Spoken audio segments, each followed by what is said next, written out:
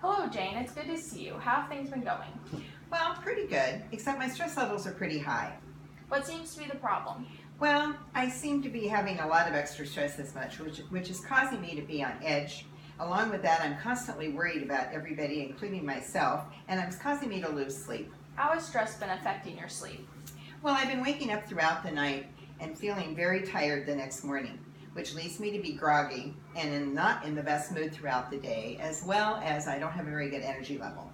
So how often have you found yourself this past month to be sleeping unsoundly? At least a few days a week. I toss and I turn and I can't get comfortable. Meanwhile, I'm laying awake thinking about all the things I have to do the next day and how I'm not going to have enough time to get it all done.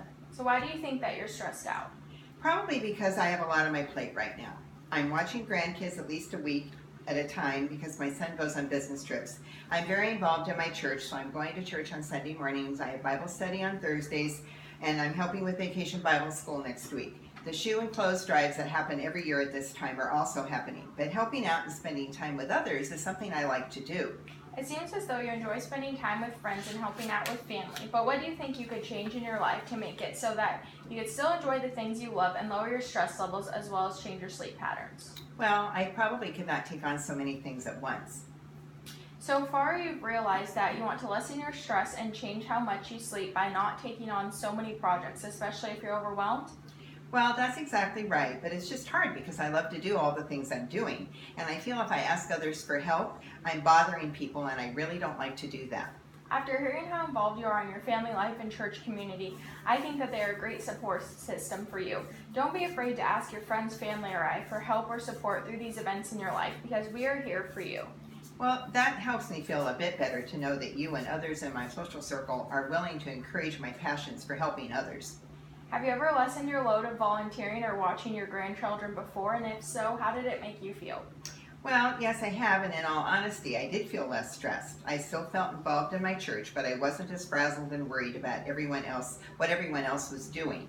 There have been times when I've been in charge of multiple events as well as watching grandchildren, and it's just too much for me.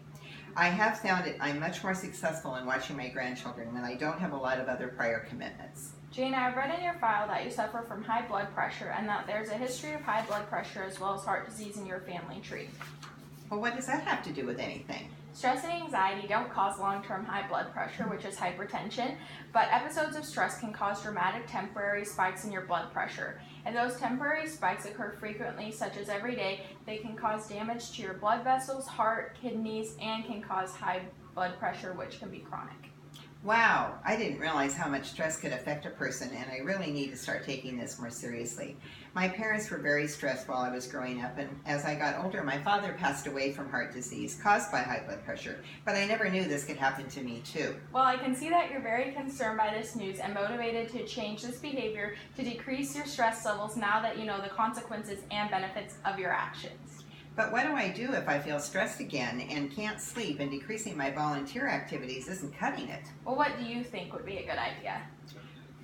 Well, maybe I could try going for a walk every day, clearing my head of stressful thoughts, or possibly writing down all my stressors and feelings about the day in a journal every night. That would be a great way to leave those stressors behind before you go to sleep. Hopefully this would help me distress before I go to bed and give me a better night's sleep. So what I've gathered is that there are things in your life that are stressful to you, such as overloading on volunteer work through your church, especially while taking care of family. Yes, I guess that's true. This has led you to lose sleep and feel groggy during the day. However, you have come up with a solution to lower your stress levels by decreasing your task load as well as trying to clear your head by going on walks and writing down your thoughts and feelings in a journal. You decided to change this behavior because you not only want to decrease the stress in your life, but because you've now heard how stress can affect the health of your body. That's perfectly true. Awesome. I want you to make an appointment with me a month from now and we can go over your stress levels and sleep patterns as well as your blood pressure and see how they have changed. That sounds great. See you then.